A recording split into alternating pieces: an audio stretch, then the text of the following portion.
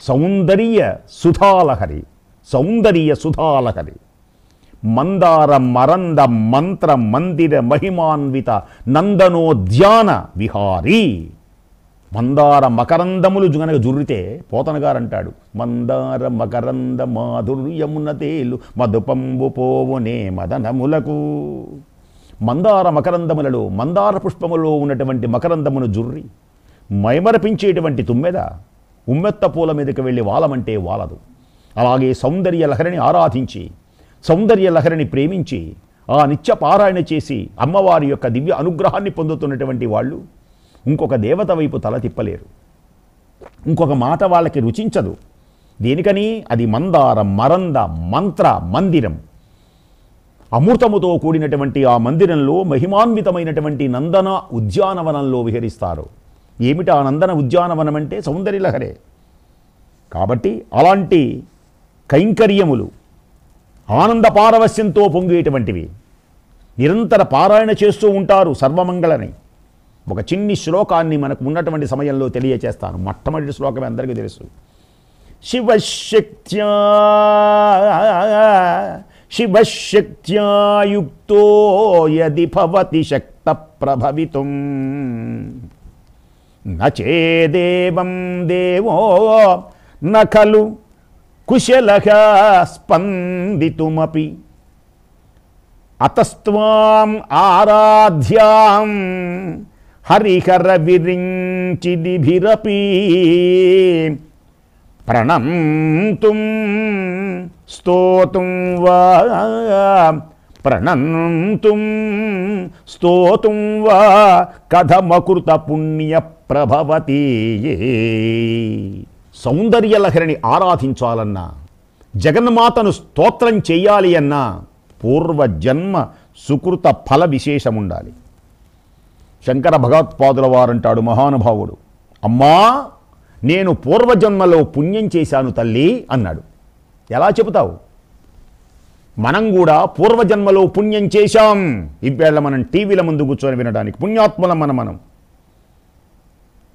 అసలు అమ్మవారి కథ వినాలి అన్నా, చెప్పాలి అన్నా పూర్వజన్మ పుణ్యఫలం. నేను కూడా పూర్వజన్మలో నా పాలి భాగ్య మే మందు.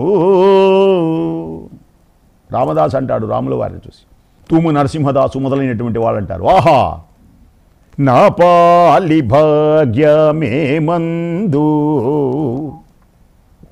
రఘునాథుడు కనిపించే ముందు. నా పాలి భాగ్యమే మందు రఘునాథుడు కనిపించే ముందు. పాపములెల్లాను పాపే శ్రీరాముల, పాపములెల్లాను బాపే శ్రీరాముల రూపాముకనులకు రూఢీగ కనిపించే నా పాలి భాగ్యము. అకృత పుణ్య ప్రభవతి కథం ప్రణతుం వా. నిన్ను నమస్కరించాలి అనుకున్నా అమ్మా, మనోవాక్కాయ కర్మలు అంటారు. మనోవాక్కాయ కర్మలు త్రికరణ శుద్ధి. అందరికీ కుదరదు. ఒక్కొక్కసారి మనస్సులో అనుకున్నవి మాటలలో చెప్పలేం, మాటలలో చెప్పేటువంటివి చేతల్లో చేయలేం. నేను ఆ పని చేశాను అన్నాడు. అది గొప్ప. మనస్సులో ఏమనుకున్నాడు? ప్రణతుం, అమ్మా నీకు నేను నమస్కరించాలి అని నేను అనుకున్నాను. అయితే ఇంకా ఏమనుకున్నాను? నిన్ను స్తుతించాలి అని నేను అనుకున్నాను. ఇంకా ఇలా అనుకున్నది నెరవేరిందమ్మా. మనస్యేకం వచస్యేకం కర్మణ్యేకం మహాత్మనాం. మనస్సులోని యోచన, మాటలలో సూచన, కర్మలో ఆచరణ, త్రికరణ శుద్ధి. ఈ త్రికరణ శుద్ధి ఫలించింది తల్లి. దీనికని ప్రణతుం స్తోతుం వా. అమ్మా శ్రీ మహాచక్ర చిత్కళా ప్రేమనగరి, శివ పరమశివ సుందరి లోకపావన కరీ ధర్మ సౌవర్ణ్య శిఖరి సౌందర్య లహరి. నీవు ఎలాంటి దానివి అంటే హరిహర విరించి సుర పూజితాంఘ్రినఖరీ.